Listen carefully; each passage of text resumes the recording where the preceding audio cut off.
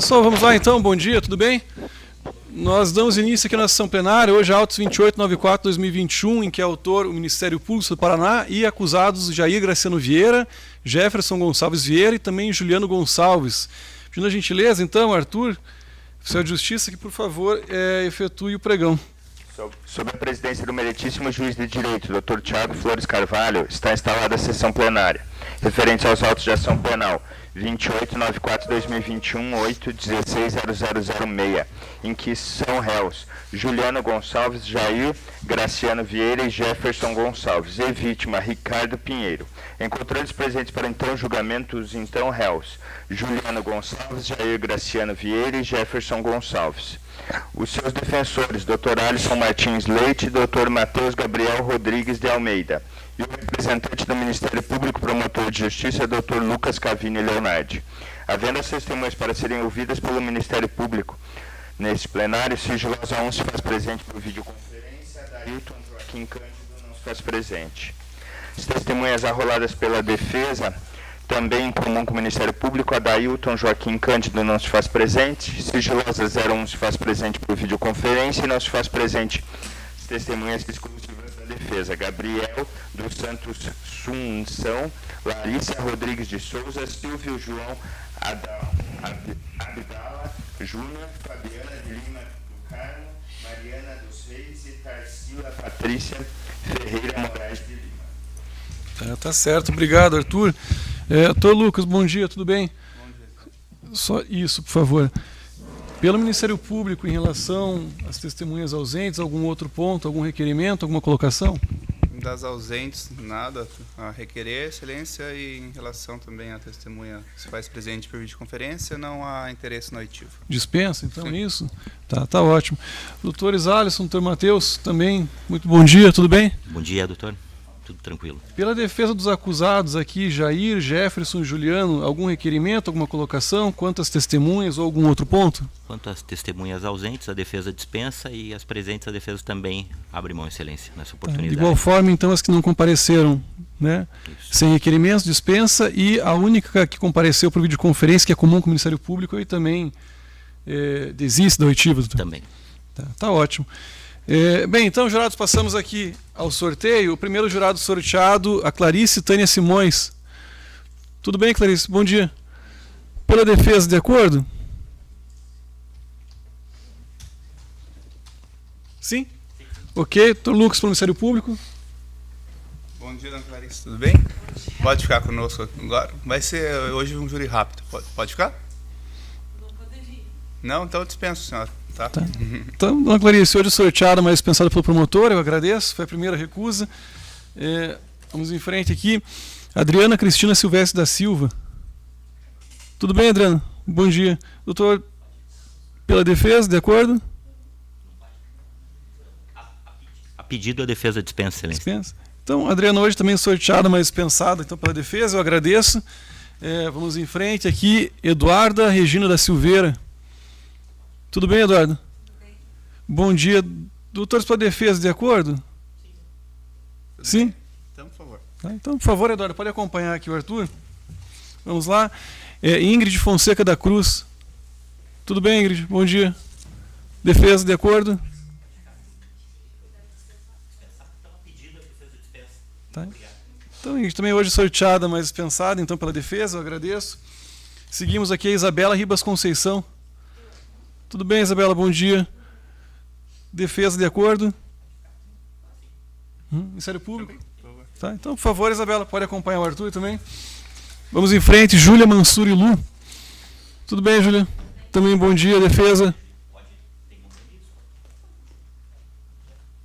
Ministério Público? Bem-vindo. Tá, por favor, Júlia. Juliana Almeida Colpani Ferezin. Olá, Juliana, também bom dia. Defesa? De acordo? Ministério Público? Tudo bem, Juliano? Ficar de manhã com a gente aqui? Então, bem-vindo. Tá. Por favor, então, Juliano. Luana Kaori Nonaka. Olá, Luana, também bom dia. Doutores pela defesa, de acordo? Ministério Público? Tá. Por favor, Luana. Vamos lá. Esther Mazepa. Olá, Esther. Tudo bem? A defesa de acordo? Esther Mazepa.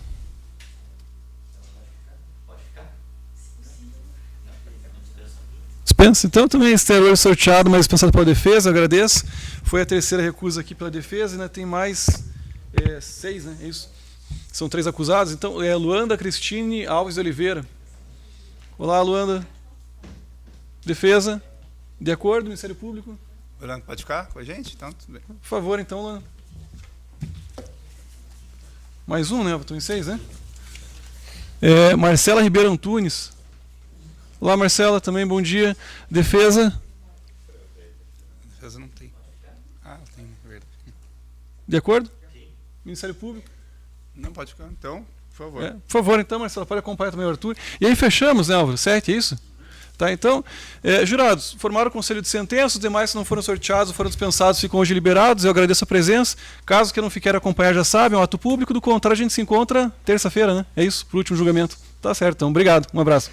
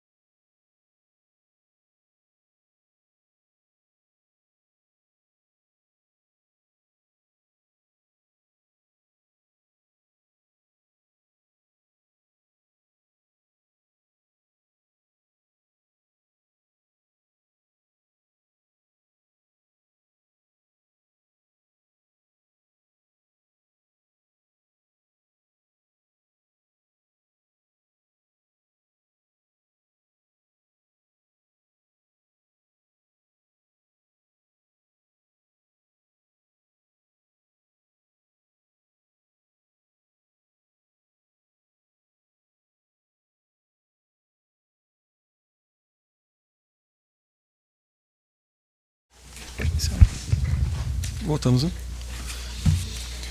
Jurados, vamos lá.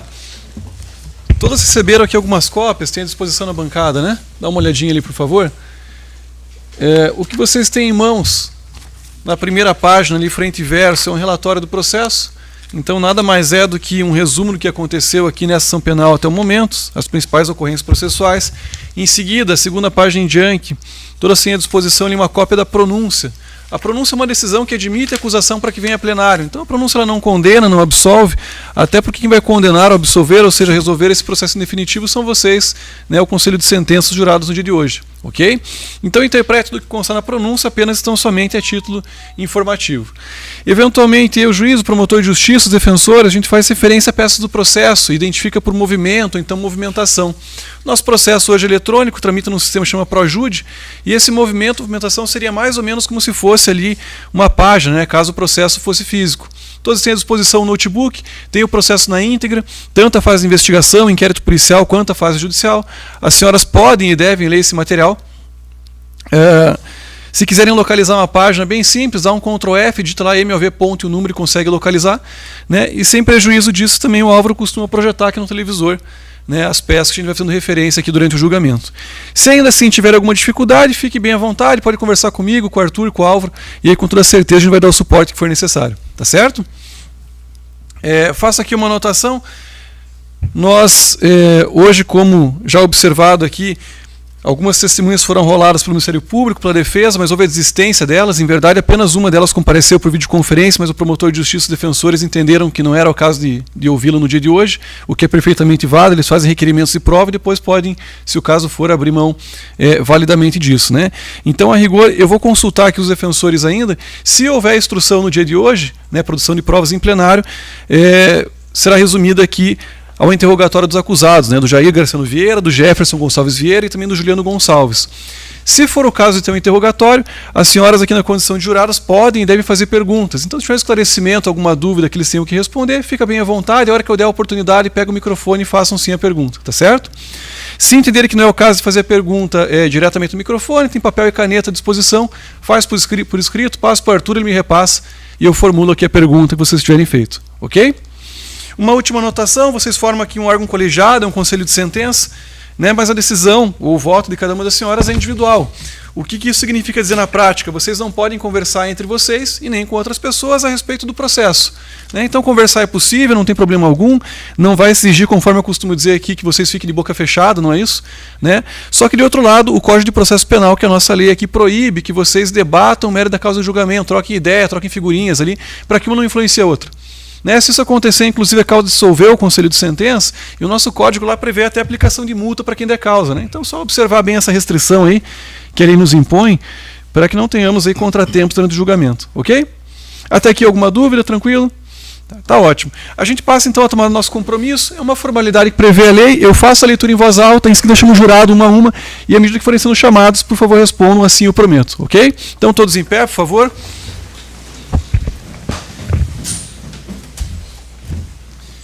Jurados, em nome da lei, eu concito-vos a examinar essa causa com imparcialidade e ainda proferir a vossa decisão de acordo com a vossa consciência e também de acordo com os ditames da justiça. Eu chamo inicialmente aqui a jurada Luanda. Assim eu prometo, mano. A Luana. Assim eu prometo, mano. Isso, por favor. A Juliana. Assim eu prometo. Ok. A Júlia. Assim eu prometo. Isabela. Assim eu prometo. A Eduarda. Assim eu prometo. E por fim a Marcela. Assim eu prometo. Ok. Juradas, conforme eu já também dito aqui mais uma vez, né, houve a dispensa das testemunhas que foram arroladas e teremos, se o caso for, um interrogatório. Então, dessa maneira, eu questiono aqui os defensores se há alguma orientação no sentido de que os acusados permaneçam em silêncio, ou se não, se todos serão interrogados. Bom dia, excelência. Ficarão em silêncio. Em silêncio? Tá. De forma que dispensamos a formulação do ato, inclusive com qualificação, é isso? Tá. Então, tá ótimo. Juradas, haveria, então, conforme dito aqui, o interrogatório dos acusados. A defesa entendeu por bem requerer requerer a não formalização do ato, porque eles têm direito ao silêncio, a Constituição assegura, né, esse direito às pessoas que são acusadas, e exercício do direito do qual não pode resultar nenhum prejuízo para eles, de forma então que na prática aqui não teremos instrução em plenário, e a gente passa direto, vamos chamar aqui de segunda fase, né, ou segunda etapa, que é a fase de debates. São 3 acusados, quando tem mais de um acusado, a lei prevê que o prazo total à disposição 2h30 para o Ministério Público, depois a defesa também, em tempos apartados, façam a exposição para o Conselho de Sentença. Então a gente já inicia, conforme dito nessa etapa, iniciamos pelo promotor de justiça. Aí, doutor Lucas, a sua parte, podemos iniciar? Sim, excelência. Tá. Então, doutor Lucas, seu prazo inicia agora, o senhor tem o prazo total à disposição 2h30, o senhor tem a palavra, fique à vontade. Obrigado, excelência. Excelentíssimo doutor Tiago Flores Carvalho, digníssimo operoso juiz de direito, ilustre presidente da Seção Tribunal do Júri de Curitiba. Mais uma vez, doutor Tiago, gostaria de externar de público uma satisfação pela presidência de Vossa Excelência, que conduz o seu trabalho sempre com justiça, né, judicando sempre com firmeza, em busca, né, de justiça na nossa comarca. Por isso, doutor Tiago, gostaria que o senhor recebesse meus sinceros cumprimentos e minha completa admiração pelo senhor como magistrado e principalmente como pessoa. Agradeço, estou recíproco. Queria cumprimentar também o doutor Matheus, doutor Alisson, também excelentes advogados, realmente comprometidos com suas causas. Já conheço os dois aí de longa data, já fizemos diversos júris, diversas audiências, juntos muitas vezes, a grande parte das vezes defendendo pontos de vista diversos, né, mas sempre com a maior cordialidade, né, argumentando como deve ser, né, nunca teve e não será dessa vez nenhum tipo de agressão verbal da parte desse promotor com Vossas Excelências, e tenho certeza que o contrário será respeitado. Então é sempre um enorme prazer dividir essa bancada aqui, esse plenário, com profissionais do quilate de Vossas Excelências. Também gostaria de cumprimentar a Polícia Militar, que faço hoje em nome do Xavier, que sempre nos ajuda, e o Lins também, que faz um tempo que não vinha, que não via você aqui também.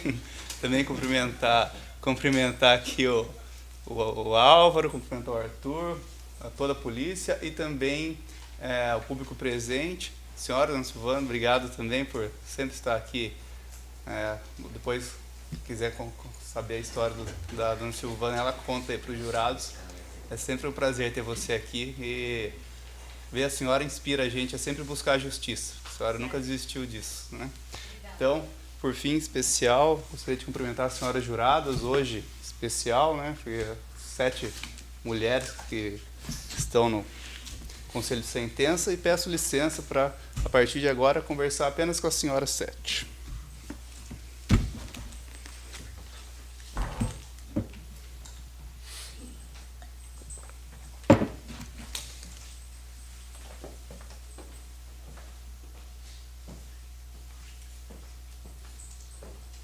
Bom dia. Bom dia, pessoal. Então, gostaria de me apresentar. Vocês já devem ter escutado meu nome, mas meu nome é Lucas, sou promotor de justiça aqui do Júri de Curitiba já há um bom tempo, desde 2016. Eduardo, eu sou num concurso lá de 2009, então já faz algum tempo que eu estou na carreira do Ministério Público. Fiquei vários anos no interior e desde 2016, basicamente, eu só faço júri, Isabela. Então, faz muito tempo que eu estou aqui lidando com os crimes dolosos contra a vida. Alguém aqui nunca foi jurado na vida? Já? Mas em outras vezes? Eu já fui participando, porque eu sou advogada, então desde a época da faculdade, quando eu morava em São Paulo, também já participei de júri. Ah, entendi. Bom, eu sei que tem gente aqui que é formada em Direito e tem gente que não. Então, bem brevemente, explicar por que a gente está aqui, Júlia. Por que vocês que vão julgar o caso e não o juiz? E não o juiz. Já pararam para pensar isso? O principal caso que tem, que é tirar a vida de alguém, ou tentar tirar a vida de alguém, não é o juiz que julga, né, Juliana? E sim o povo. É como se um médico pudesse, né, Marcela, fazer uma cirurgia de tudo, mas na hora da cirurgia do coração, quem fosse fazer, chamar alguém da rua e falar, ó, faz você. Mas existe uma razão muito grande para que isso aconteça. A primeira delas é é uma conquista da civilização. Acho que a Luana já deve ter escutado isso.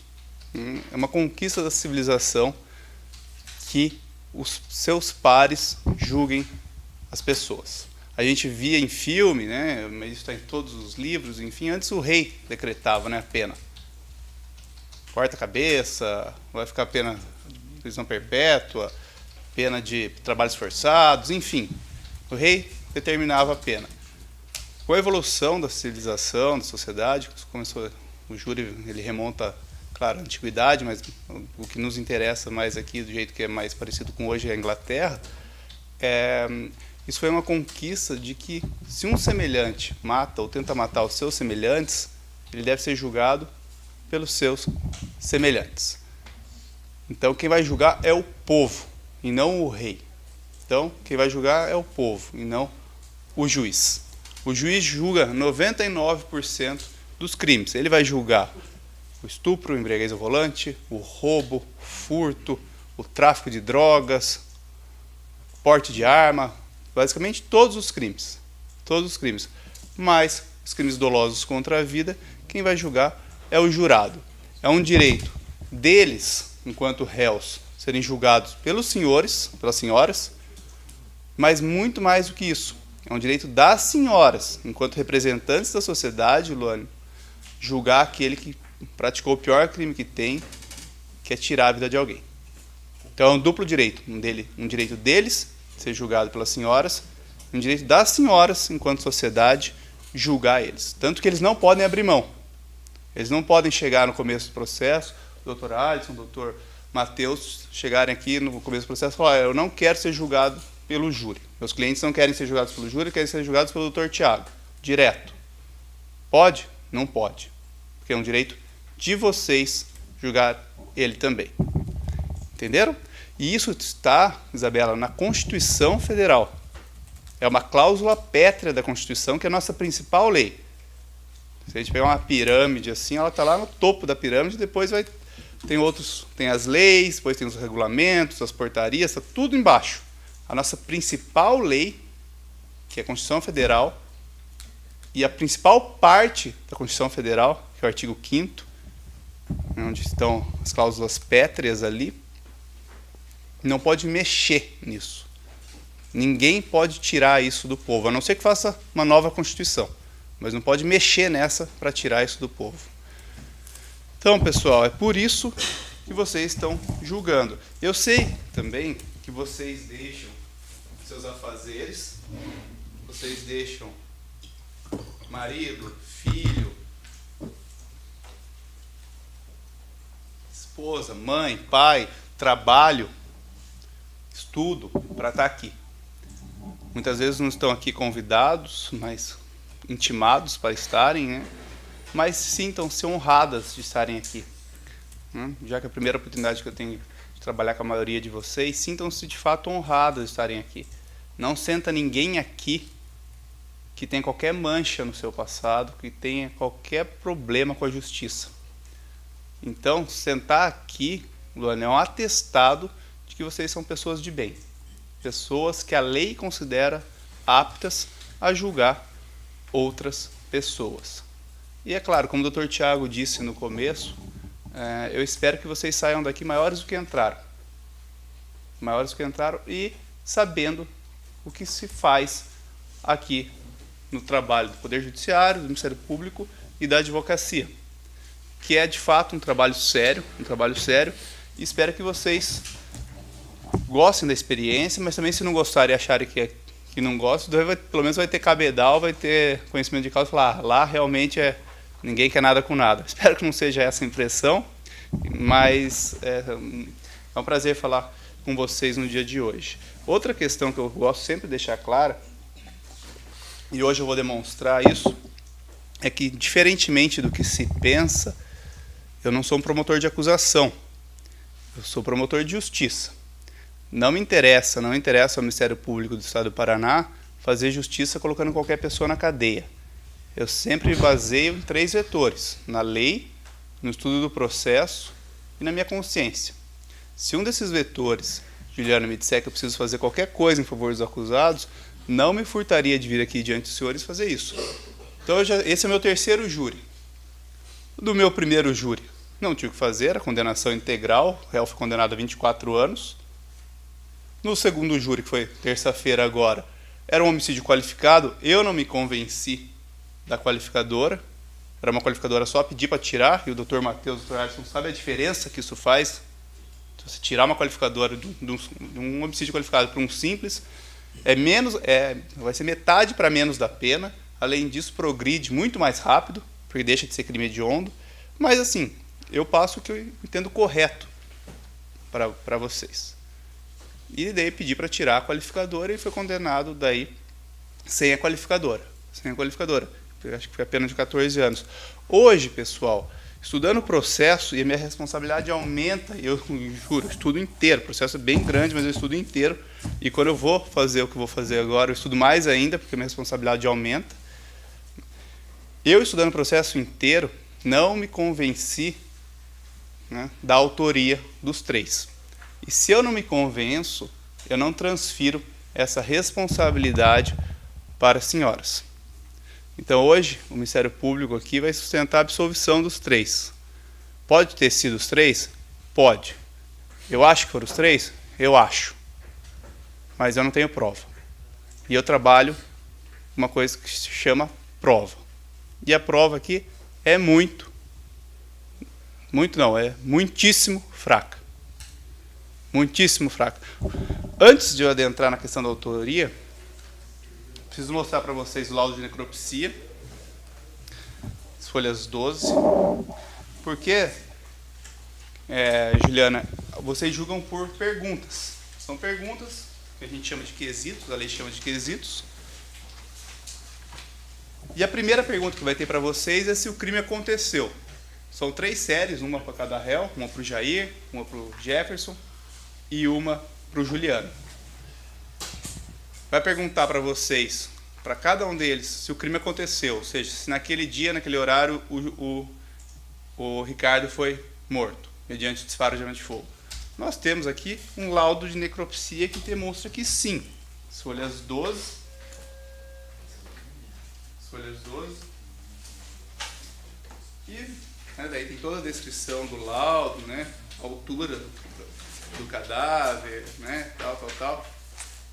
E daí eu vou te mostrar para vocês, ó, FAF. O que é FAF? Ferimento de arma de fogo.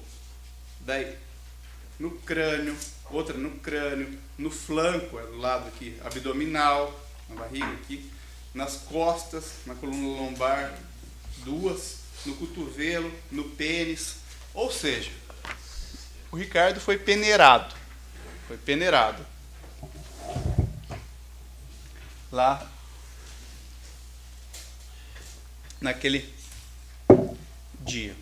Daí, pessoal, além do laudo de necropsia, quero mostrar para vocês também, rapidamente, as fotos do laudo de local. Se vocês quiserem ver, está nas folhas 142 em diante.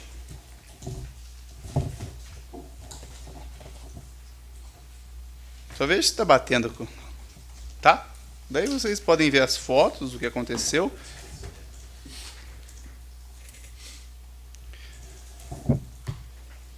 Esse crime ocorreu, pessoal, na véspera de Natal, dia 24 de dezembro de 2020, lá no CDD, que é uma favelinha, uma vilinha ali do Uberaba, onde tem muito tráfico de drogas.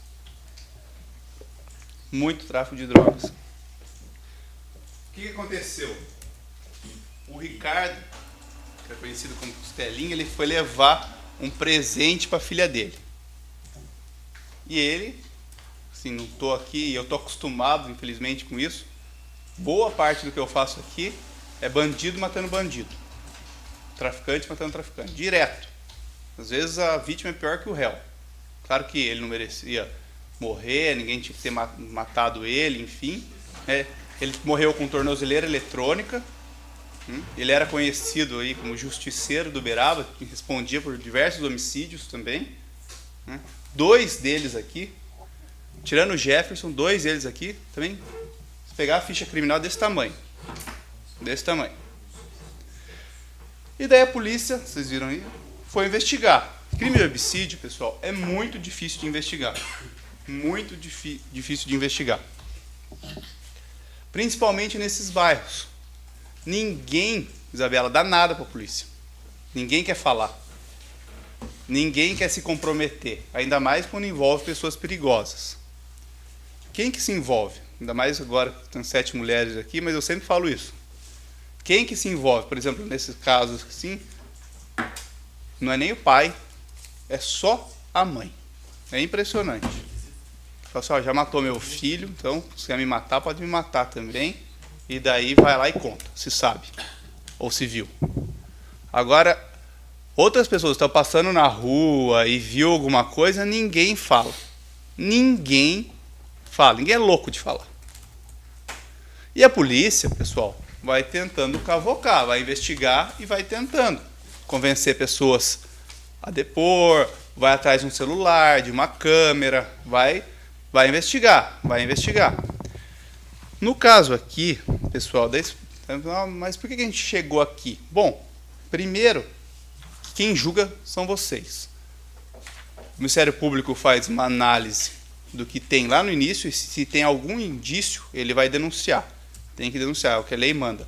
Depois tem o processo e se esses indícios são demonstrados, o juiz remete para cá. Mas quem julga, quem dá a decisão final, são vocês. O que tem aqui? No movimento 1.17 dos autos em apenso, mas para vocês ficarem no mesmo processo, está nas folhas 99, se vocês quiserem ver rapidamente, tem uma denúncia anônima. Tem uma denúncia anônima que fala assim, ó. Informa a autoria de homicídio de um indivíduo de nome Ricardo Pinheiro, ocorrido no dia 24 de dezembro do bairro Uberaba, em um lugar conhecido como Favela CDD. Relata que os autores moram na mesma rua que a vítima foi assassinada, que por ser uma invasão, não teria nome referido à rua. Que os autores seriam Jefferson Vieira Gonçalves, motorista no dia do homicídio, Juliano Gonçalves e Jair Vieira Gonçalves. Planejado uma chacina na família do homem morto nos próximos dias. Para isso, teriam imposto diversos armamentos e munições. Relatou que o homicídio teve por motivação a disputa por ponto de venda de drogas. Tem uma denúncia anônima. Alguém ligou na polícia e fala isso. Isso daí vai passado para o papel. Tem um relatório de investigação do senhor Adailton, que é um investigador de polícia, eu já fiz diversas com ele, que vai até essa favela, conversa com moradores, e moradores falam o nome dos 3 e de mais outros 2. Estariam envolvidos. Além disso, o que tem é a palavra da sigilosa, que é uma familiar da vítima, e eu vou ler para vocês o que ela disse em juízo. Folha 670.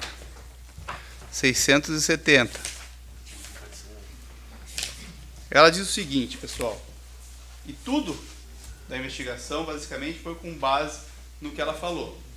Sigilosa 1 disse que conhecia a vítima Ricardo, o qual morava na fazenda Rio Grande, e segundo a esposa dele, ele estava vindo entregar um presente para a filha dele, lembra que era véspera de Natal, por volta das 6 da tarde. Passou seu cunhado da ex-declarante e falou que a vítima havia ido à Cidade de Deus, que é o CDD, e que já voltava, e por isso avisou sua mãe e retornou para fora novamente, pois a vítima ia voltar, então chegou um rapaz correndo dizendo que mataram o Costelinha, que era o apelido da vítima. E nisso entrou para dentro, colocou uma roupa e foi correndo até a favela, e lá encontrou a vítima no chão com um tiro na cabeça. Relatou que ficou em choque e saiu. Não enxergou ninguém e foi avisar sua família, e não lembra da pessoa que lhe avisou sobre a morte da vítima. Ou seja, ela não sabe nem dizer quem foi que avisou, que demorou cerca de 5 minutos até chegar ao local dos fatos, e quando avistou a vítima, não viu ninguém na favela naquele momento. Explicou que a vítima morreu na frente da casa do Jefferson, também conhecido como T, que era uma área aberta, onde todos poderiam ver na via pública. Daqui estou aqui embaixo, que a vítima contou que chamava Jefferson de Bigode, e trabalhava para ele, e que era o chefe de todos do tráfico de drogas dentro do CDD. Um deles aqui, o Jefferson, segundo essa testemunha, era o chefe do tráfico ali do CDD. E que Jair e Juliano trabalhavam também para Jefferson. relatou que no dia dos fatos não chegou a ter contato com a vítima e ninguém notou nada de diferente na vítima. E ela não devia dinheiro para ninguém, pelo que saiba. Informou que todo mundo da sua casa pensa que o motivo foi, deve ser mesmo, mas não tem prova, foi por conta do dinheiro de tráfico.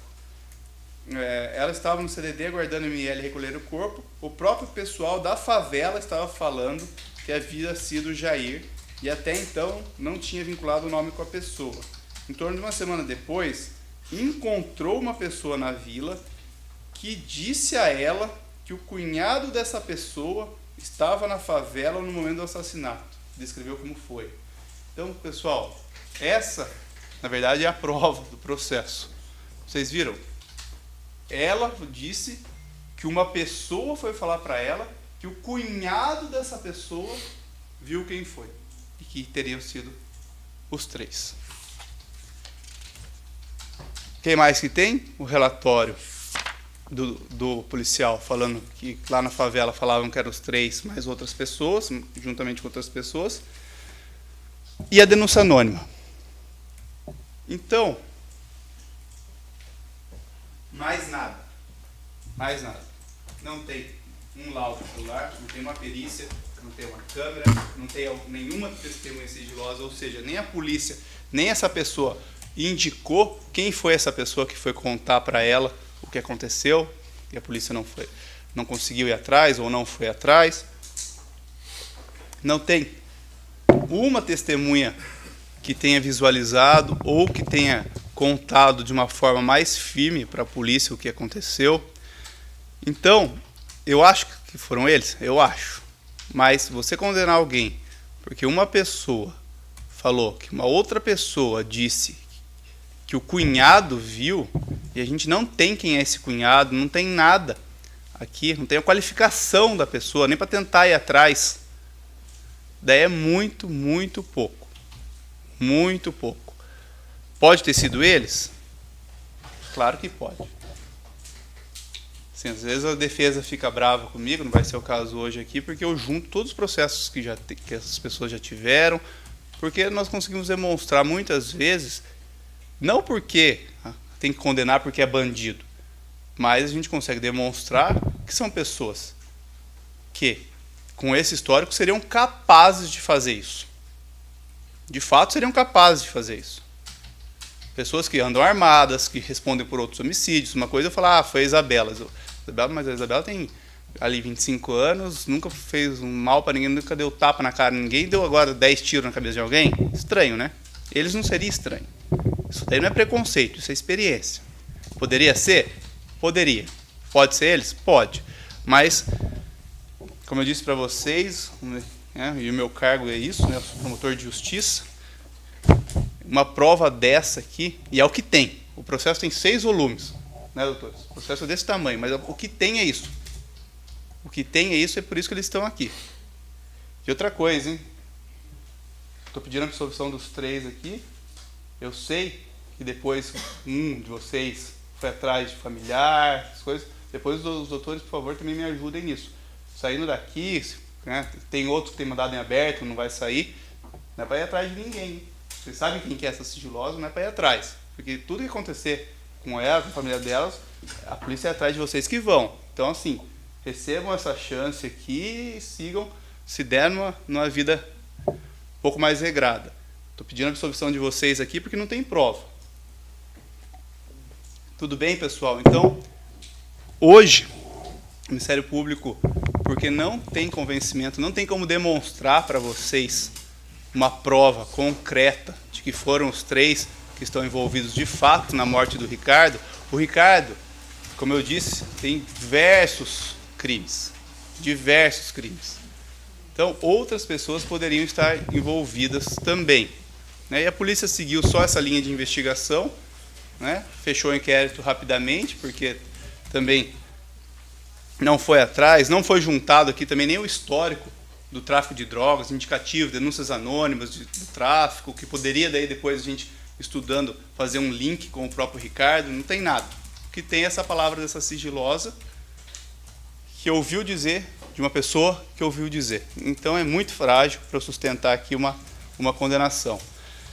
Então, por isso que eu dispensei, né, a instrução no dia de hoje, para não tomar tempo das senhoras, né, no dia de hoje. Né? Seria um júri que, se a gente fosse ouvir todo mundo, eu já sei o que ia acontecer também, porque as outras testemunhas são testemunhas de defesa, falam que eles estavam na praia, também não tem prova que eles estavam na praia, mas enfim, a prova que eu teria aqui como acusação para mostrar é essa, e ela é muito fraca para um veredito de condenação. Então hoje o Ministério Público pede a absolvição dos 3 e peço que seja nesse sentido que as senhoras votem.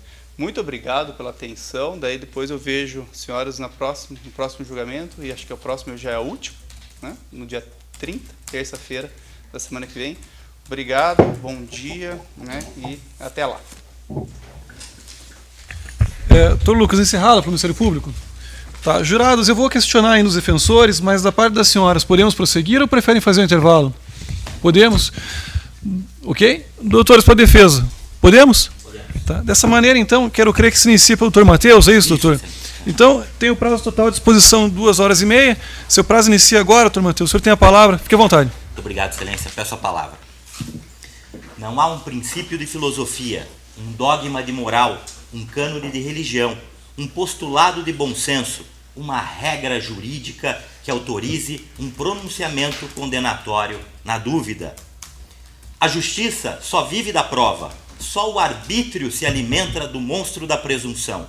Lembrai-vos, senhoras juradas, a dúvida é a certeza dos loucos. Estes julgam, estes são julgados e não julgam. Citação essa de Joaquim de Souza Neto, no livro A Mentira e o Delinquente, citado por Mário de Figueiredo no prefácio do livro A Tragédia e a Lei. Citação do livro do saudoso jurista paranaense René Ariel Dotti. Nesta oportunidade, vem a defesa dos acusados Jair Graciano Vieira, Jefferson Gonçalves Vieira e Juliano Gonçalves. Provará que a acusação é improcedente. É uma peça puramente formal, distanciada da realidade, do conteúdo, da substância mesma da causa e das suas lamentabilíssimas consequências. Que neste caso, principalmente pela manifestação abalizada pelo ilustre representante do Ministério Público hoje em plenário, ficou demonstrado de modo irrespondível, excelências, que os acusados são inocentes. E que o julgamento dos defendentes, na sua soberania, caberá ao Tribunal Popular, que sempre soube dar soluções adequadas, repelindo pretensões vindicativas que o destino tece em combinações imprevisíveis. Excelentíssimo senhor doutor juiz presidente da Igreja Primeira Vara Plenário do Tribunal do Júri de Curitiba, doutor Tiago Flores Carvalho. Uma satisfação muito grande e renovada em, mais uma vez, participar de um julgamento presidido sob a batuta de Vossa Excelência. Gostaria de parabenizá-lo mais uma vez e de forma pública o brilhante trabalho que vem realizando na magistratura paranaense e principalmente no plenário do Tribunal do Júri. Eu sempre digo, doutor Tiago, que o Tribunal do Júri, ele marca, e Vossa Excelência marca com letras douradas a sua história no plenário do Tribunal do Júri, principalmente por duas características: por ser um magistrado extremamente trabalhador. E eu presto testemunho disso porque sei que atende varas criminais, audiências de custódia e as desgastantes sessões dos plenários do Tribunal do Júri. Essa é a primeira característica de Vossa Excelência, um magistrado extremamente operante e trabalhador. E a outra característica, tão importante quanto, um magistrado independente e técnico. Gostem ou não gostem das decisões, cabe recorrer, mas há que se ressaltar e reconhecer a técnica de Vossa Excelência e principalmente a característica independência. Magistrado que honra a toga que veste. Receba as nossas sinceras homenagens e receba, repito, essas sinceras homenagens pelo brilhante trabalho que aqui tem realizado. Agradeço, é tudo recíproco. Muito obrigado, senhor. Gostaria também, nesta oportunidade, de saudar o ilustre representante do Ministério Público, o Dr. Lucas Cavini Leonardi, a quem tenho a honra de conhecer desde o ano de 2016, quando Vossa Excelência chegou ao Tribunal do Júri. Dr. Lucas, sou testemunha também da elegância, da fineza, do respeito para com as partes, mas principalmente, Dr. Lucas, Vossa Excelência tem uma marca que é indelével. Vossa Excelência demonstra nas suas manifestações, e hoje aqui em plenário não é diferente, demonstra uma coragem moral, disfarce divino da justiça, cujo prêmio maior é a satisfação da consciência tranquila. Satisfação da consciência tranquila que a gente verifica na sua postura ao longo da sua atuação profissional. Profissional extremamente, repito, fino no trato, técnico, e que, em que pese algumas vezes em posições diversas, a nossa divergência ela foi somente adstrita ao campo das ideias, pois o respeito à sua instituição, mas acima disso, pelo homem que enverga a beca do Ministério Público, é a tônica desta defesa e principalmente é reflexo do brilhante trabalho que vem realizando. E hoje, mais uma vez, Vossa Excelência demonstra desta forma. Repito, independente de hoje estarmos caminhando juntos, mas mesmo, repito, quando estamos em campos adversos, a divergência no campo das ideias e o debate fica distrito, a prova dos autos e a questão técnica que sempre permeou. Por isso, doutor Lucas, eu, mais uma vez, de público, também tenho que reconhecer e trazer essa questão referente à sua postura no Ministério Público do Estado do Paraná. Receba também as nossas sinceras homenagens. Obrigado. Gostaria também de saudar os valorosos serventuários da Justiça, representados hoje pelo Álvaro Gustavo Carneiro Romão, ao oficial de Justiça Arthur Francisco Consalter do Nascimento. Eu digo sempre que os funcionários, senhoras juradas, eles representam a mola mestra da Justiça. Sem eles, sem esse trabalho, nada disso estaria sendo realizado. Trabalhadores incansáveis que, recolhidos nos cartórios, levam diuturnamente o incansável trabalho na intimação das partes, das testemunhas, o trato com as partes, e sem eles, repito, que representam a mola mestra da justiça, isso aqui não estaria sendo realizado. Por isso, receba as nossas homenagens extensivas aos valorosos serventuários que estão em cartório neste momento. Gostaria de saudar também os policiais militares que aqui estão presentes, o nosso muito obrigado pela guarnição no ambiente, valoroso trabalho que também representam na nossa sociedade. Muito obrigado. Gostaria também, neste momento, de saudar o meu companheiro de defesa, um advogado que exerce o sacerdócio da advocacia com zelo, probidade e honestidade, Dr. Alisson Martins Leite, incansável defensor desde o nascedouro deste processo, empregando com muita técnica, com muito trabalho, mas acima de tudo com verdade na defesa dos acusados, e hoje chegando em plenário do Tribunal do Júri. Gostaria, doutor Alisson, de agradecer a oportunidade de confiar a defesa, especificamente em plenário, a este modesto e humilde profissional da advocacia. Hoje será feita justiça, e essa justiça vem muito retratada pelo incansável trabalho que Vossa Excelência realizou ao longo destes 2 anos de processo. Repito, com manifestações técnicas, com manifestações fundamentadas e, principalmente, tentando buscar a verdade e culminar na correta absolvição dos ora acusados. Receba as nossas homenagens. Gostaria de saudar também os familiares dos acusados que aqui estão, se eventualmente familiares da vítima que estiverem acompanhando, seja presencialmente ou virtualmente. Quero dizer que tem uma tônica que jamais irei causticar a honra e a imagem de quem quer que seja. O que for falar está nos autos, senhores do júri. Então, não irei, repito, causticar a honra e a imagem, mas falarei o que existe no processo, até porque descansa num campo santo e a tônica desta defesa é trabalhar com o que está nos autos. O que não está nos autos não está no mundo. Então, recebam as nossas sinceras homenagens, os familiares, seja dos acusados e da vítima, se aqui estiverem. Gostaria também, nesta oportunidade, de me dirigir aos acusados Juliano, Jefferson e Jair. Tenham certeza que hoje não estão tal qual Dante às portas do inferno. Ó, vós que entrais, deixai as esperanças de fora. Não. Trazem hoje a esperança nas 7 apóstolas da justiça. As 7 cidadãs juradas que aqui estão hoje compondo, colhendo o conselho de sentença, representadas pela senhora jurada Eduarda Regina da Silveira, a cidadã jurada Isabela Ribas Conceição, a cidadã jurada Júlia Mansurilu, a cidadã jurada Juliana Almeida Colpani Ferezin, cidadã jurada Luana Kaori Nonaka, cidadã jurada Luanda Cristine Alves de Oliveira e a cidadã jurada Marcela Ribeiro Antunes. Senhoras juradas, entrando neste recinto, espécie de santuário da justiça, a defesa roga e pede a vossas excelências que aceitem o compromisso com a lei, com a vossa consciência e com Cristo. Por mais hediondo que seja o crime, por mais repugnante que seja a conduta atribuída a um acusado, esta não tem o condão de desfigurar a criatura humana que foi feita à imagem e semelhança do Criador. Por assim dizer, senhoras juradas, na Roma antiga, Cláudio, às margens do rio Tibre, quando ouvia um discurso de um advogado que o desagradava, mandava-o afogar sumariamente. Os advogados que iam postular frente à Corte de Cassação na França iniciavam o seu discurso dizendo: trago a convenção à minha cabeça e as palavras dos clientes através da prova dos autos. Os juízes podem dispor de uma após ouvir a outra, e via de regra, aquela Corte de Cassação ficava com a cabeça dos advogados, demonstrando pouco apreço para com o sagrado direito de defesa.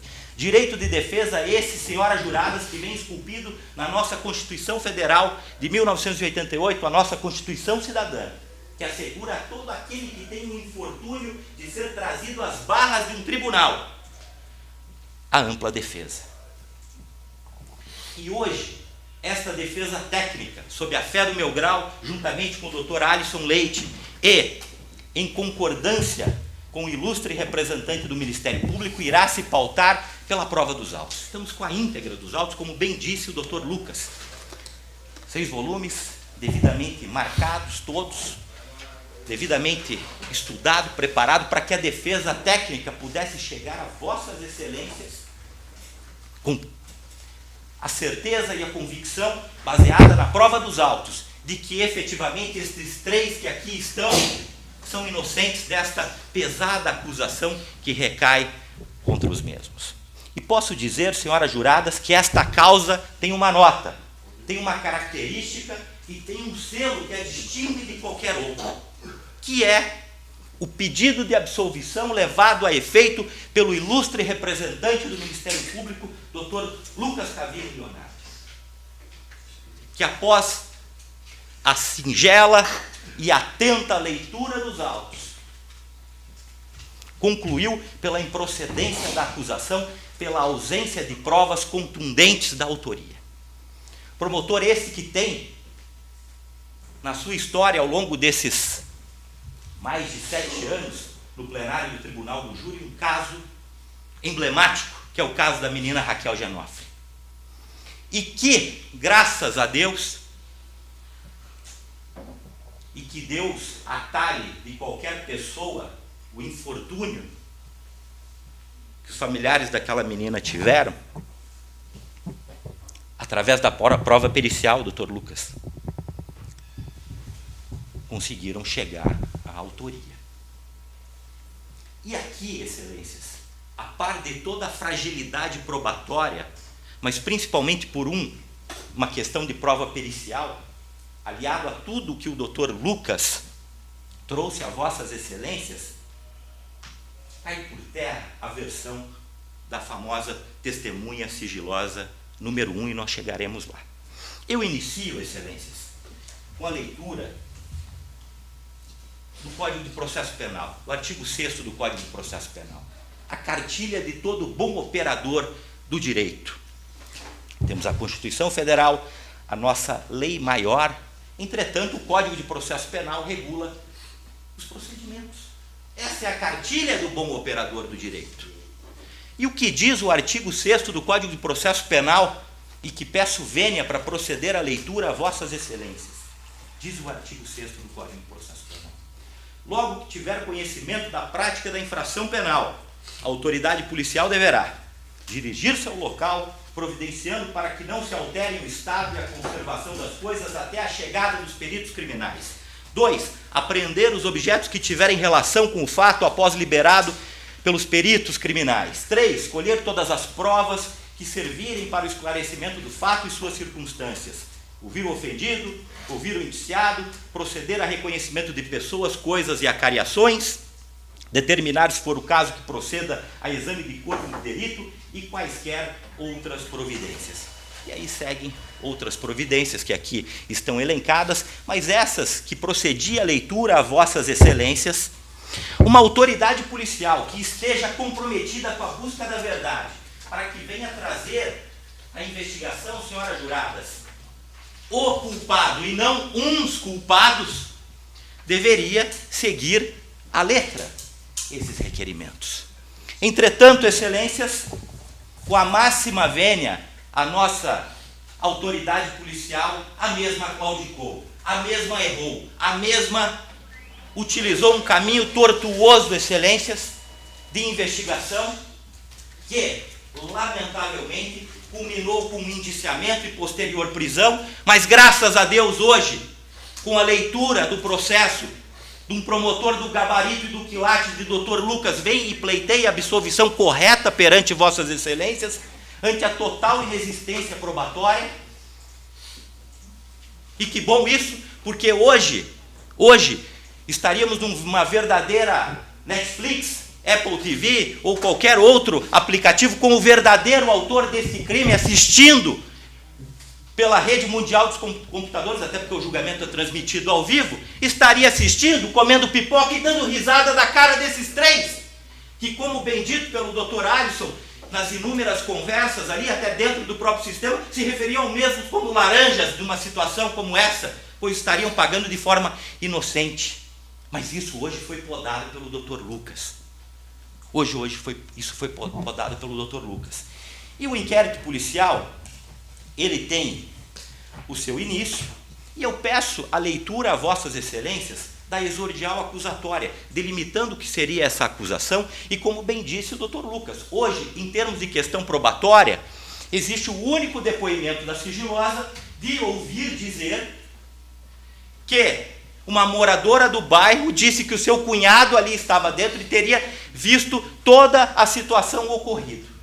Já começamos espancando, com todo respeito a essa questão, excelências, que se uma pessoa que não pertence ao bairro, estava no momento dos fatos, presencia esse crime e não faz parte daquelas pessoas que ali estavam, é uma prova viva.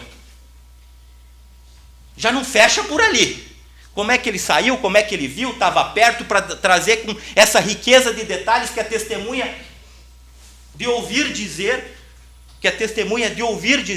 trouxe, e lamentavelmente a polícia comprou essa versão, comprou essa história, e não tem tu, vai tu mesmo, e vão os três.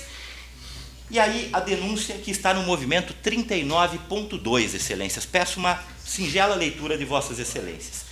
Consta no incluso inquérito policial que no dia 24 de dezembro de 2020, por volta das 18 horas, em via pública na rua Ariane Maria França de Souza, de fronte ao numeral 241, Vila CDD, bairro Uberaba, nesse município e comarca da região metropolitana, o denunciado Juliano, Jair e Jefferson, dolosamente movidos por inequívoco propósito homicida, agindo em comunhão de vontades, de desígnios, um aderindo à conduta do outro, utilizando-se de arma de fogo, objeto não apreendido, e peço uma especial atenção de vossas excelências com relação a essa questão, mataram a vítima Ricardo.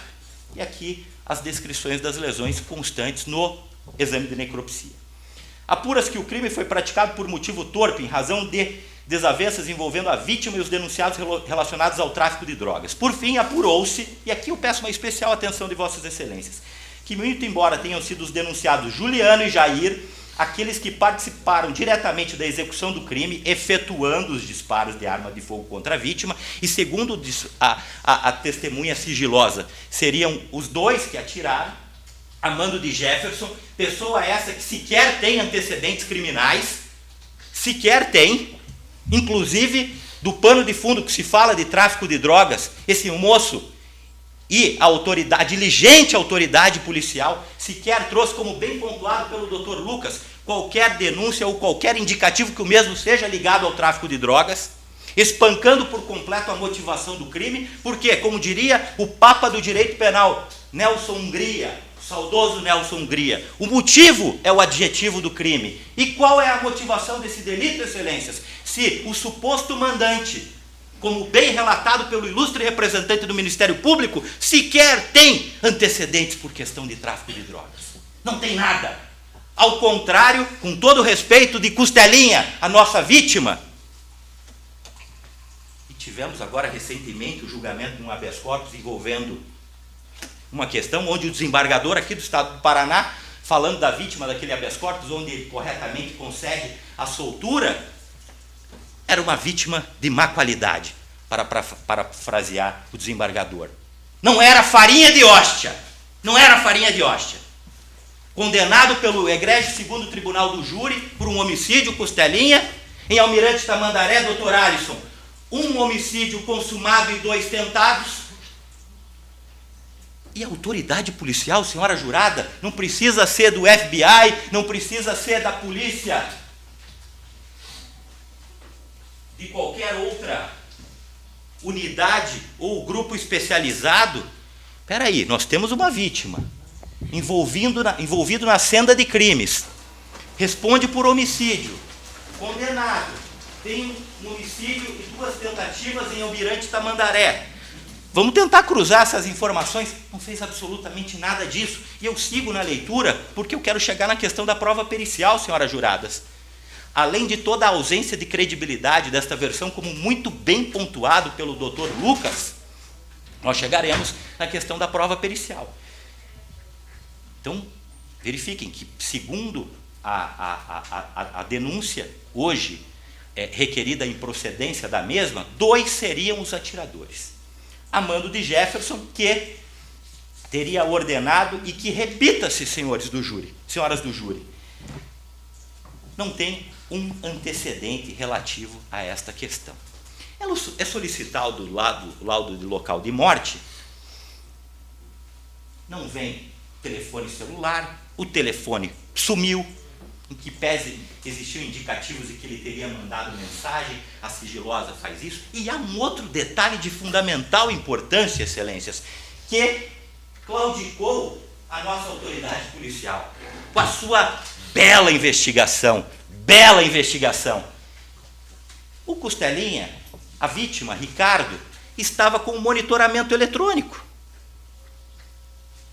Consta no laudo do levantamento do local.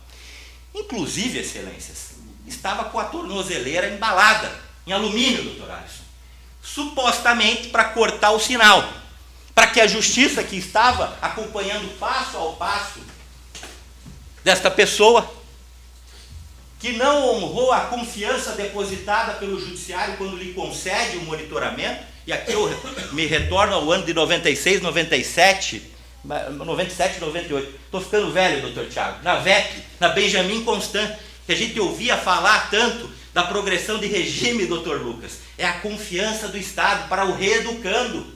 É o sentimento dele de responsabilidade, em que o juiz e um promotor, a pedido de um advogado, isso é sério, é uma decisão judicial. Ele ganha as ruas para que ele possa buscar a ressocialização, para que ele possa trabalhar, para que ele possa estar ao lado do seio da família.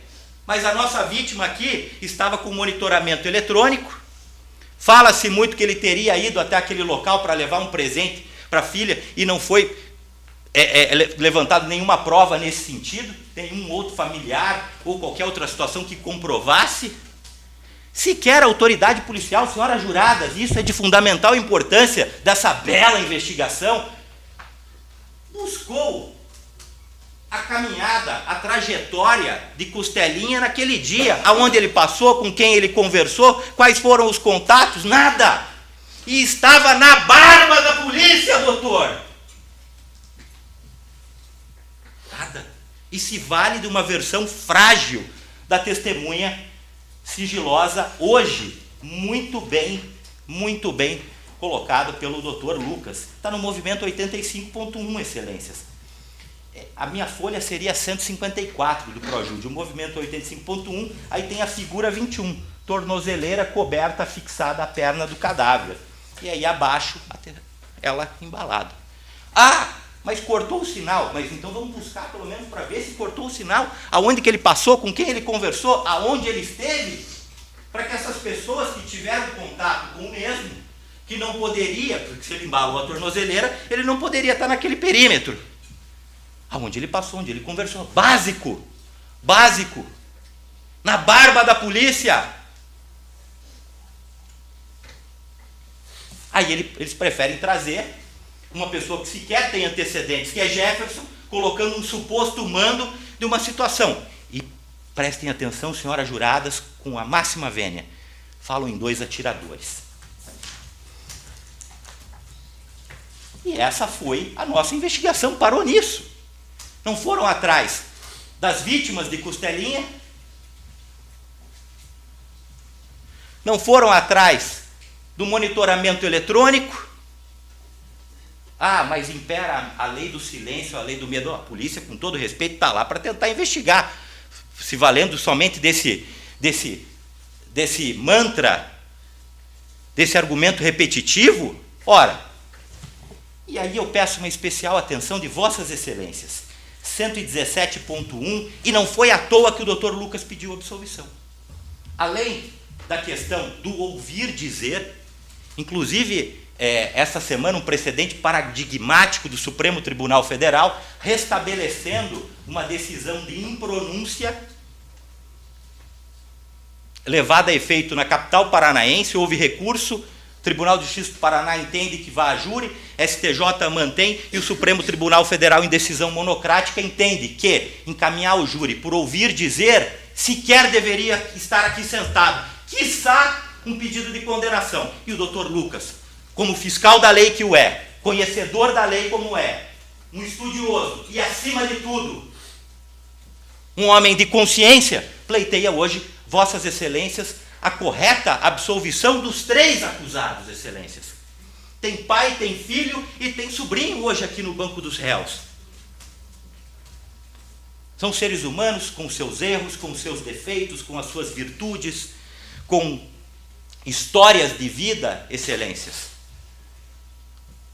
E me permita, no caso de Juliano, quando vem a documentação, e isso está no processo, com 1 ano e meio de idade, lamentavelmente, a mãe comete o ato extremo de suicídio.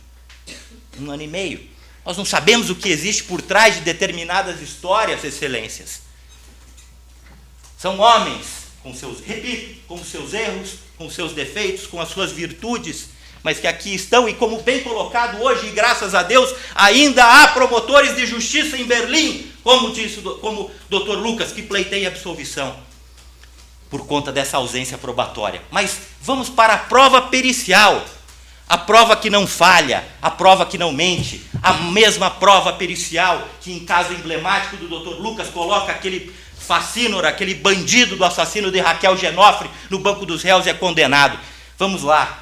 A prova pericial, a perícia que é a lanterna que ilumina o caminho do juiz, que por não se ater quanto a um determinado fato, está na escuridão, nas trevas da incerteza, onde a realidade é o desconhecido.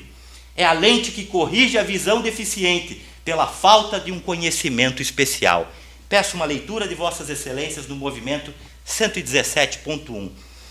Começa aqui na minha folha 170 e vai até a 183, que seria um laudo de exame de confronto balístico, senhoras juradas.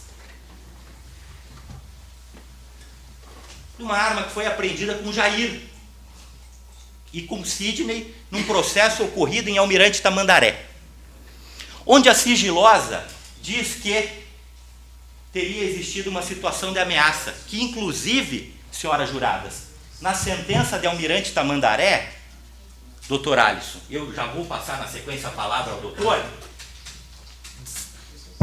o juiz, que está no movimento 362.2, entende que não existiu prova dessa suposta vingança. Mas vamos voltar para o laudo de confronto balístico, senhoras juradas, que, aliado ao que o doutor Lucas trouxe, e aqui está no processo, vamos colocar na parte final.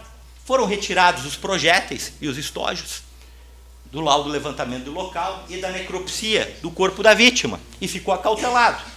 Como houve a prisão de Jair por porte de arma, vamos fazer o confronto. E há uma conclusão, que é a folha 183, e vou proceder à leitura, Vossas Excelências.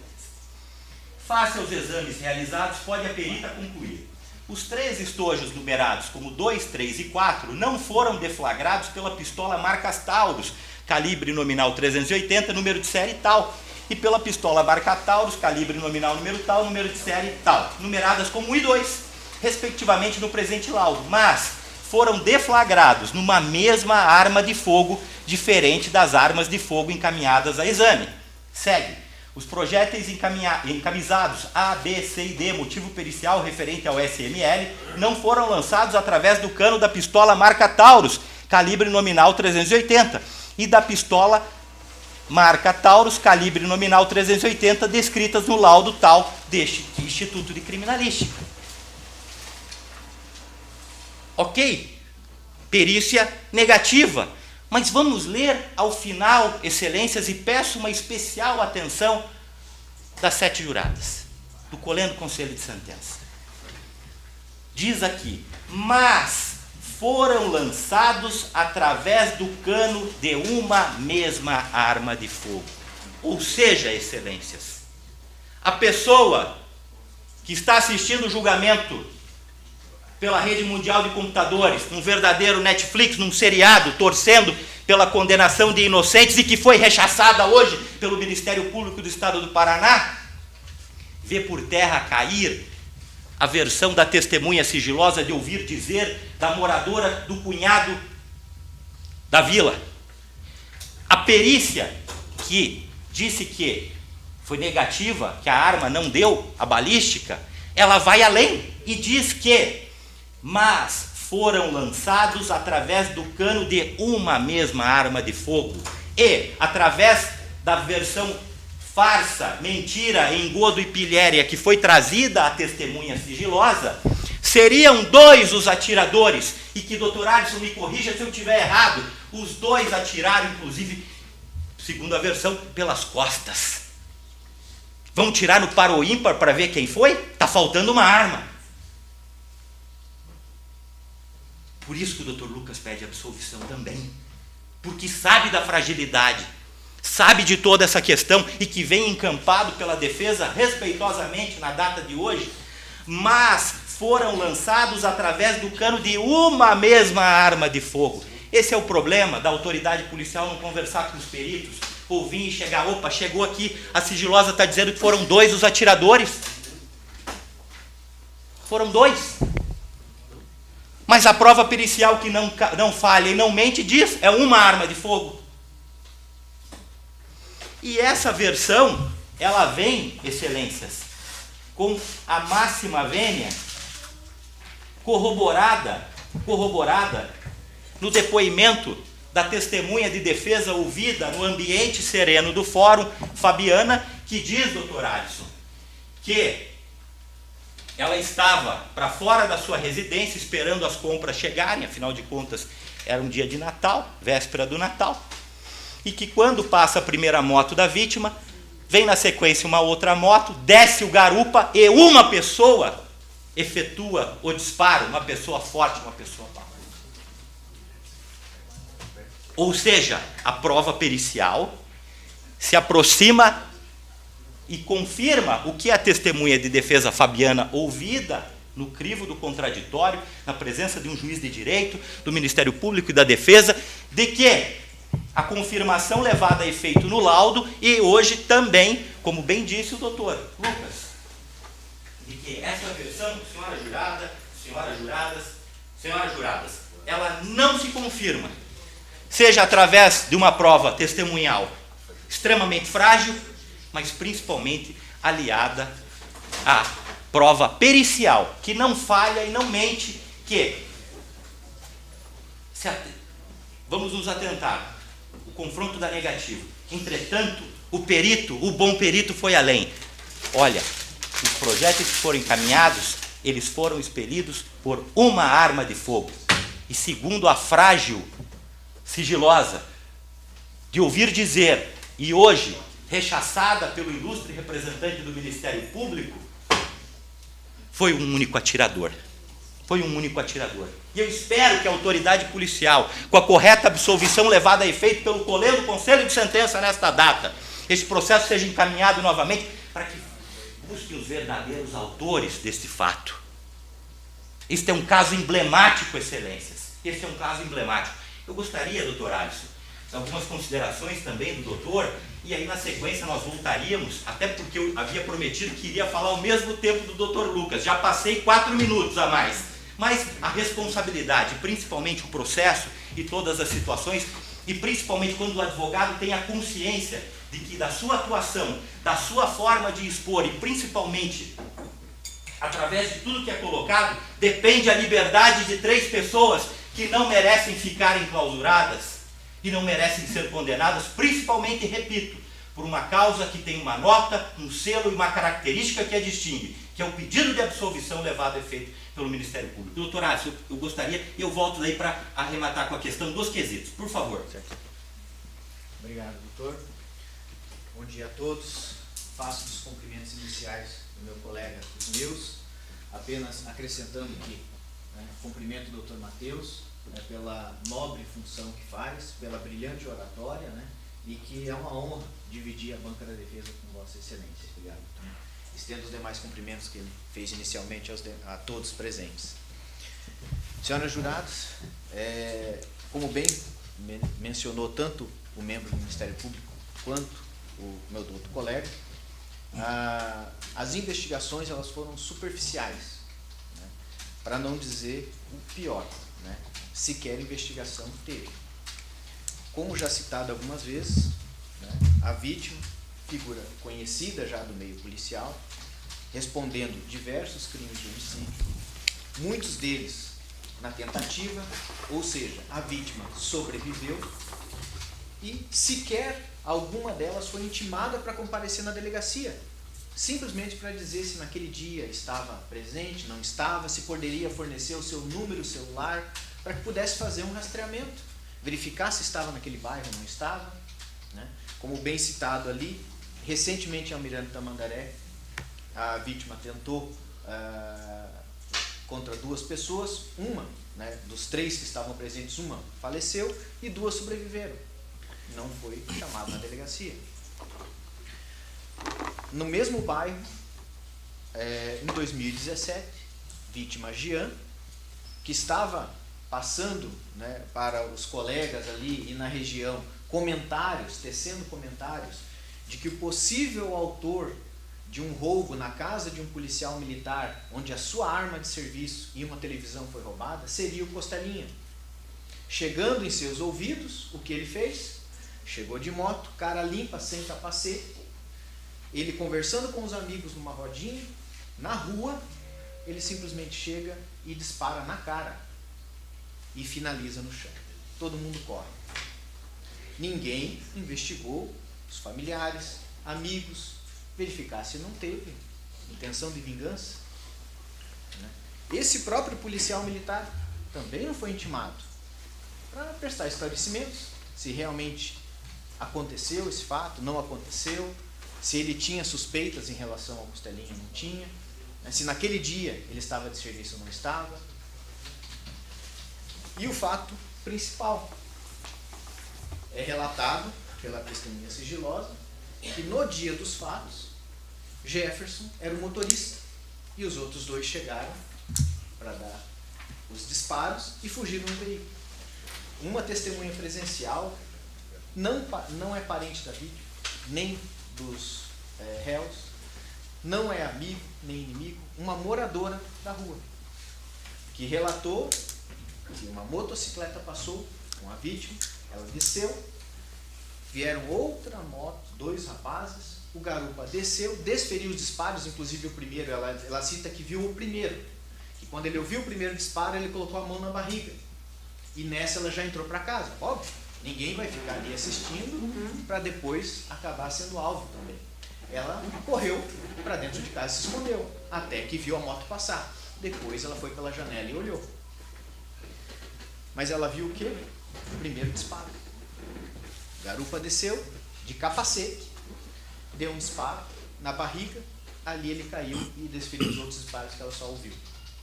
A perícia diz o quê? Um único atirador, uma única arma. Diferente do que a sigilosa mencionou no início. Segundo ponto, houve um disparo na barriga, exatamente como ela relatou. Uma testemunha totalmente descompromissada, que veio e relatou a verdade. Uma segunda testemunha que foi ouvida, ela disse que estava dentro de casa, não viu o fato, mas ouviu os disparos. Inclusive, estava na mesma rua, 2 casas ao lado aonde a vítima foi encontrada. Ela ouviu os disparos e, por ser véspera de Natal, parte da tarde, ela ficou com medo porque tinha crianças na rua. Ela correu para a janela para poder ver. Quando ela chegou na janela, ela viu a moto passando com 2 rapazes. Ela deu a mesma característica. Os 2 estavam de capacetes, mas eram pessoas grandes e fortes. E os 2 passaram na moto a toda. Quando ela olhou, já estava a vítima costelinha no chão, caída. Ela ouviu os disparos, não viu quem atirou, mas confirmou o depoimento da outra moradora. Então vejam, senhoras juradas, de acordo com tudo que foi levantado, tanto pela defesa, como o próprio representante do Ministério Público citou, as investigações aqui foram falhas, para dizer o mínimo. E hoje nós estamos aqui para decidir a vida de 3 pessoas. Pai de família, casado, que no decorrer desse período que ficou preso, a esposa não aguentou a vida de cadeia, de ter que ficar indo fazer visita, revista íntima, né? E acabou que o casamento não resistiu. Mais de 1 ano que não vê filho, pequeno. No início, relutou e não queria que o filho fizesse a visita, para não ver o pai lá dentro. Ele tinha certeza absoluta que era inocente e falou: não traga meu filho, que eu não quero que ele fique com essa imagem. Eu sei que eu vou sair, porque eu sou inocente. Ele acredita na justiça. E só, desde o momento que foi preso, conseguiu ver recentemente, porque o irmão fez a carteirinha e levou para ver. 2 vezes viu o filho, nesses 2 anos que ele está preso. Ou seja, já teve um prejuízo. Não só o tempo que ficou lá, mas a família já foi desfeita. Não é qualquer um que aguenta. Não é fácil. Mesmo para uma pessoa que é inocente. E nas conversas que tive com ele, muitas vezes, no parlatório, ele chorou. Porque ele falou: a saudade de ver meu filho, nem o cheiro eu lembro do meu filho mais. E saber que eu não tenho mais família, que eu vou sair daqui amanhã. Eu falei: eu tenho confiança, tenho fé, porque eu sou inocente. Eu sou inocente. Eu vou sair daqui e vou ter que começar a minha vida do zero. Não tenho mais casa, não tenho família, né? E vou ter que iniciar a minha vida de novo. Então, você vê que já houve um prejuízo para ele incalculável.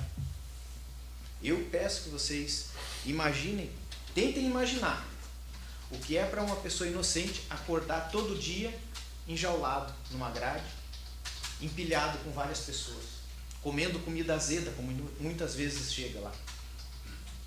Culpado, ele sabe que ele deve. Ele sabe que ele está ali por um motivo. Mas um inocente acordar ali todo dia é como se fosse um inferno. Muitas vezes ele falava: doutor, às vezes eu penso até que seria melhor você morrer, porque eu já não aguento mais isso aqui. Não aguenta, realmente não aguenta. Uma pessoa que sabe que é inocente e está preso ali, todo dia levantar aquela mesma situação, todos os dias. É como se você não acordasse um pesadelo nunca.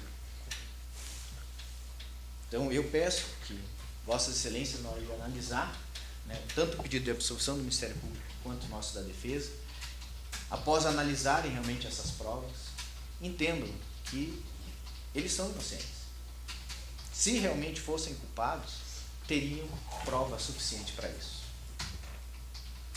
Realmente, se a investigação tivesse sido feita como deveria, pelo menos telefone rastreado, como bem citado também pelo meu nobre colega, no depoimento da sigilosa, ela menciona que ouviu conversas no telefone, mas as mensagens foram deletadas.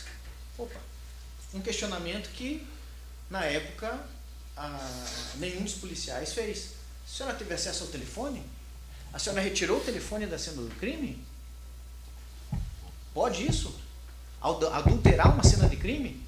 Por que esse telefone então não foi entregue para os policiais, para verificar quem fez a ligação, se alguém tinha marcado um encontro com ele ou não?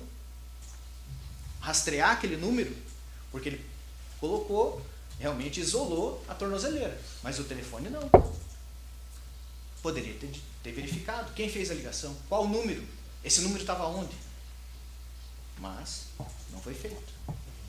Sequer os policiais indagaram a ela onde ela tinha colocado esse telefone para poder fazer uma perícia. Se é que poderia ser possível, né, doutor? Sim. Porque a partir do momento que você tira a prova da cena do crime, não pode você chegar um mês depois e falar, tá aqui a prova. E o que você fez nesse período com ela? Então, de forma resumida, né, não quero me estender além do que já está aqui, eu peço que Vossas Excelências analisem realmente, né, esse caso do prisma que deve ser visto. Você condenar um inocente, eu não teria coragem de dormir à noite, sabendo que não existe prova suficiente e que provavelmente os culpados, como bem disse o doutor, estão assistindo em casa. E aquilo que o doutor mencionou, fui eu que passei para ele. Que lá no presídio, eles são taxados como laranja, mas não é pela roupa que eles estão usando. Eles são taxados por laranja porque é a pessoa que responde por um crime que outro cometeu. É esse o apelido deles lá dentro. Então eu peço que Vossa Excelência realmente analisem essa situação através desse prisma que não dá outro caminho senão o da absolvição. Agradeço aí o tempo de Vossas Excelências, né, que despenderam aqui a serviço da Justiça, e retorno para a finalização do Dr. Matheus. Obrigado. Excelências, o arremate, acredito que tudo que foi trazido pelo ilustre representante do Ministério Público, pela defesa, o Dr. Alisson também nesta oportunidade, Vossas Excelências serão indagadas na sala secreta do Dr. Tiago por uma série de quesitos. E como bem perguntado pelo Dr. Lucas, nós temos somente duas juradas, uma jurada que participou, as outras juradas, primeiro júri, né? São os quesitos que serão lidos pelo Dr. Tiago, e o Dr. Tiago dá show também na sala secreta, porque ele explica, ele lê com extrema atenção as implicações, qual voto irá representar. Então é muito tranquilo, é muito sereno, principalmente por essa condução que é extremamente exemplar. Vossas Excelências serão indagados então a três quesitos, porque nós temos três acusados. Primeiro, em relação a Juliano Gonçalves, vou me valer da ordem que aqui está e que foi elaborada pelo Dr. Tiago. Primeiro quesito, se no dia 24 de dezembro de 2020, por volta das 18 horas, em via pública, na rua Ariane Maria França de Souza, de frente ao numeral número 241, Vila CDD, bairro Uberaba, neste município Foro Central da comarca da região metropolitana de Curitiba, a vítima, Ricardo Pinheiro, recebeu disparos de arma de fogo, os quais foram a causa efetiva de sua morte? Sim, lamentavelmente, o fato ocorreu. Segundo quesito, e aqui é a definição do julgamento, senhoras juradas. O réu, Juliano Gonçalves, foi o autor dos disparos? Digam no sonoro, não, ele não foi, Excelências. O que pede o Dr. Lucas, o que pleiteia a defesa técnica, e ele, na sua autodefesa, de todas as vezes que ouvido de um crime que ele nega, negou e sempre negará, porque é inocente. Segundo quesito, o réu Juliano Gonçalves foi o autor dos disparos? Não. E aí está finalizada esta série com relação a Juliano. Partimos daí para o segundo quesito, a segunda série, em relação ao réu Jair Graciano Vieira. Serão indagados no primeiro quesito, se o fato ocorreu. Sim, repito, lamentavelmente o fato ocorreu. E que tomara que após esse julgamento, após a correta absolvição dos acusados, a autoridade policial possa investigar melhor. Segundo quesito, o réu Jair foi o autor dos disparos? Da mesma forma, não, Excelências. O ilustre representante do Ministério Público pleiteia a absolvição, a correta absolvição, em virtude do depoimento de ouvir dizer da testemunha sigilosa. E principalmente pela prova pericial que demonstra e que se aproxima em muito com o depoimento da testemunha isenta Fabiana, que diz que uma única arma de fogo. Não foram dois os atiradores. O réu Jair Graciano foi o autor dos disparos? Não. Vossas Excelências também estarão absolvendo Jair, de acordo com o que pleiteia a ilustrada acusação no dia de hoje e também a defesa técnica. E aí, finalizando, passaríamos a outra série em relação ao acusado Jefferson. Indagadas também serão sobre a existência do fato. E aqui não há nenhuma divergência. Repito, melhor que o fato não tivesse ocorrido. Lamentavelmente, aqui o voto é sim. Parte para o segundo quesito. O réu Jefferson Gonçalves concorreu com os disparos na medida em que foi o mandante, excelências, de uma pessoa que sequer tem antecedentes criminais, qualquer indicativo ligado à questão de tráfico de drogas, o que seria, em tese, o pano de fundo desse processo, segundo a versão que foi mal investigada pela autoridade policial, notadamente em relação aos 3 acusados. E aqui, mais uma vez, me socorro do que o ilustre representante do Ministério Público pleiteia a vossas excelências, aliado à defesa técnica e autodefesa de que o réu Jefferson Gonçalves não concorreu com os disparos, na medida em que ele jamais, excelências, ordenou, mandou, determinou qualquer tipo de crime que seja. E aí vossas excelências estarão absolvendo e finalizando o julgamento. Aqui invoco, excelências, a imposição legal do artigo 386, inciso 7º do Código de Processo Penal, a nossa cartilha do bom operador do direito, que diz que o juiz absolverá se não existir prova suficiente para a condenação. E hoje vossas excelências representam o poder judiciário na sua soberania, pois a decisão de vossas excelências é soberana, salvo caso de nulidade ou as decisões por decisão manifestamente contrárias, inclusive no estudo levado a efeito pelo estudioso e brilhante Dr. Tiago Flores, são raríssimas, pois dotada a decisão do júri de soberana, o que hoje vossas excelências decidirem, está praticamente sacramentado, salvo essas exceções que trouxe a vossas excelências. Indago a vossas excelências, nós temos hoje aquela certeza que o apóstolo Tomé queria ter quando soube da ressurreição do Cristo, tocar o cravo. Temos a certeza de que estes 3 que aqui estão hoje no banco dos réus são os culpados? Evidentemente que não.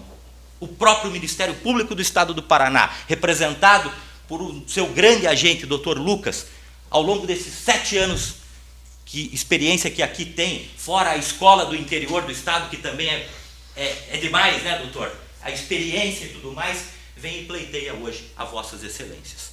Por isso, rogo e peço a vossas excelências, absolvam os acusados, e vossas excelências estarão, mais uma vez, honrando a tradição e costumeira de que um princípio sagrado e milenar deve ser levado a efeito. Na dúvida, há de ser absolvido. Na dúvida, excelências, sem a certeza, há de se imperar a correta absolvição. Absolvição essa hoje que vem, repito, com uma nota, um selo e uma característica que a distingue, que é o pedido de absolvição levado a efeito pelo Ministério Público do Estado do Paraná.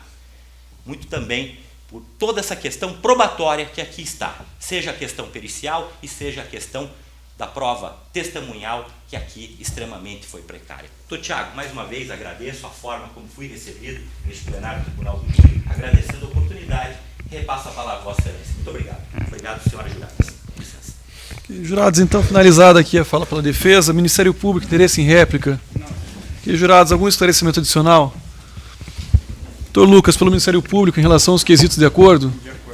Tá. Doutores, pela defesa, alguma impugnação quanto aos quesitos de acordo?